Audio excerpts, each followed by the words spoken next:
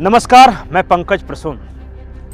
दोस्तों, मुंबई से 50 किलोमीटर दूर एक गांव है। उस गांव का नाम है पडघा। वो आजाद मुल्क है।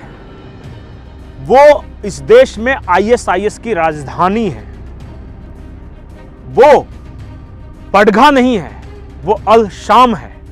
और ये बाज़ाब्ता डिक्लेयर कर दिया गया है। आजाद मुल्क मुंबई से 50 किलोमीटर दूर भिवंडी के पास एक गांव आजाद घोषित हो जाता है। वहां आईएसआईएस के आतंकी ट्रेनिंग लेते हैं और आपको पता भी नहीं चलता। कहानी हैरत अंगेज है, कहानी खौफनाक है, कहानी दिलचस्प है। पूरी कहानी हम आपको बताएं, लेकिन उससे पहले आप हमारे चैनल को सब्सक्राइब कर लें, इस वीडियो को लाइक कर लें।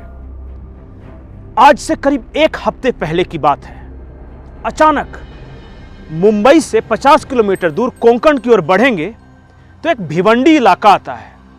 और भिवंडी के पास एक छोटा सा गांव है, नाम है पडघा बोरीवली। उस गांव में 90% मुस्लिम आबादी रहती है। अचानक सुबह सुबह का वक्त है, 20 गाड़ियां धड़ाधड़ आकर रुकती है। उसमें से 400 पुलिस के जवान सिविल ड्रेस में उतरते हैं। पूरे गांव की छापेमारी शुरू होती है और उन पुलिस जवानों के साथ एनआईए के अधिकारी हैं। और जब छापेमारी चलने लगी तो उस गांव से क्या निकलता है? पैलेस्टीन का झंडा, इजराइल का झंडा जो कि जलाने के लिए रखा था, हार्ड डिस्क, ड्रोन, 40 ड्रोन निकले हैं। 38 लाख रुपए एक उस शख्स के यहां जिसके घर खाने को बांधे हैं। कई आपत्तिजनक सामग्रियां, आईएसआईएस कैसे ट्रेनिंग देता है इसका एक पूरा पैटर्न चार्ट, यह सब कुछ उस गांव से निकला है जिस गांव के बारे में आसपास के लोगों को भी खबर नहीं था कि वो क्या चल रहा है वहां। और पता है, अगर आप शॉक्ड हैं, अगर आपको यह खबर आश्चर्यजनक लग रही है, तो एक और बड़े झटके के लिए तैयार हो जाइए। उस गांव में, मुंबई में 40 जगहों पर ड्रोन अटैक करने के लिए ट्रेनिंग दी जा रही थी, पूरी प्लानिंग की गई थी।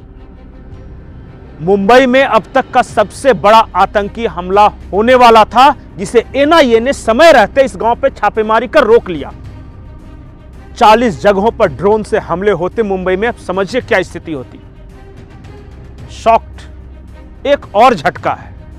झटका यह है कि इन सब का मास्टरमाइंड या इन सबको आतंक का ट्रेनिंग देने वाला कौन था? उस शख्स का नाम है साकिब नाचन। साकिब नाचन का नाम आपको ऐसे नहीं याद आएगा। 1991 में मुंबई में बम ब्लास्ट हुआ। एक शख्स पकड़ा गया जिसका नाम था साकिब नाचन। उस शख्स को जेल हुआ, 10 साल की सजा मिली और 1991 से 10 साल यानी 2001 में वो छूटकर बाहर आ जाता है। 2002 में मुंबई में फिर से ट्रेन में ब्लास्ट होते हैं। मुलुंड में ब्लास्ट हुआ था और भी बोरीवली में ब्लास्ट हुआ था। 2002 की बात है। उसका भी मास्टरमाइंड यही साकिब नाचन।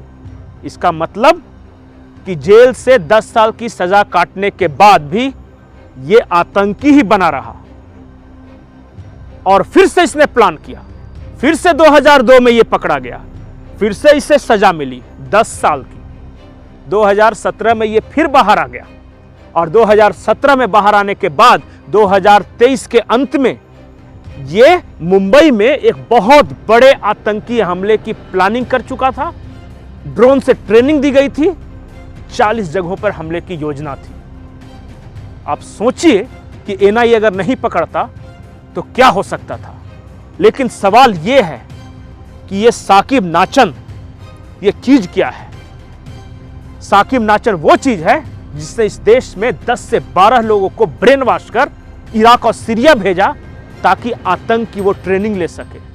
साकिब नाचन वो शख्स है जिसने इस देश में, भारत के अंदर आईएसआईएस का एक्सटेंडेड राजधानी बनाने की साजिश रची। एक गांव को राजधानी बना भी लिया, आतंक की राजधानी। अल शाम उस गांव का नाम रखा। अल शाम के बारे में अरब का यह शब्द है।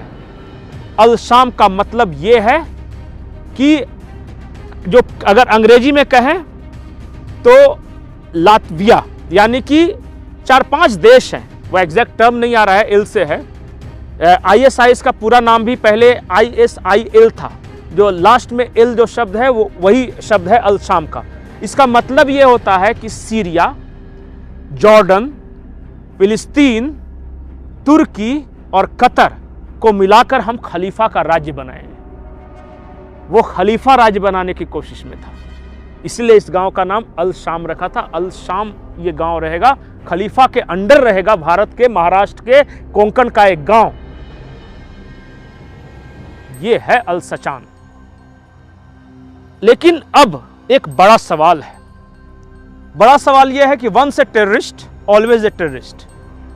अगर आप सोचते हैं कि यह खुखार आतंकी 5-10 साल की जेल की सजा काटने के बाद वो शरीफ और साधु बन जाएगा, तो सबसे बड़े धोखे में है। अल सचान का उदाहरण है 1991 बम ब्लास्ट में पकड़ा गया, 2001 में छूट गया, फिर 2002 में बम ब्लास्ट करता है, फिर छूट जाता है 2017 में, फिर मुंबई बम ब्लास्ट की प्लानिंग करता है। सवाल इस देश के कानून और इस देश की न्यायपालिका से भी है कि इतना खूंखार आतंकी बार बार कैसे छूट जा रहा है। आखिर कौन सा वो कायदा है, कौन सा कानून है जिसकी वजह से इतना बड़ी घटना को अंजाम देने के बाद भी सिर्फ 10 साल की सजा होती है। सवाल कई हैं। सवाल डरने का है, क्योंकि अल सचान अकेला नहीं है। जो NIA ने जानकारी दी है उसके अनुसार 10 लोग ऐसे हैं जो कि अल सचान के पैटर्न पे काम कर रहे हैं, देश के अलग अलग हिस्सों में हैं, और इसी वजह से 40 जगहों पे छापेमारी हुई थी NIA की 1 हफ्ते पहले। जाकिर नाइक के भाषणों से ये लोग प्रेरणा लेते हैं। ये लोग बम बनाने में एक्सपर्ट हैं, ये लोग ट्रेनिंग देने में एक्सपर्ट हैं, ये लोग ब्रेन वॉश करने में एक्सपर्ट हैं। अगर फिर भी आपको लगता है कि इस देश का कानून नहीं बदलना चाहिए, ये जो ढर रहा है वही चलना चाहिए, न्यायपालिका ऐसे ही खूंखार आतंकियों को 10-10 साल पे छोड़ती रहे, तो फिर तो इस देश का भगवान ही मालिक है। नमस्कार।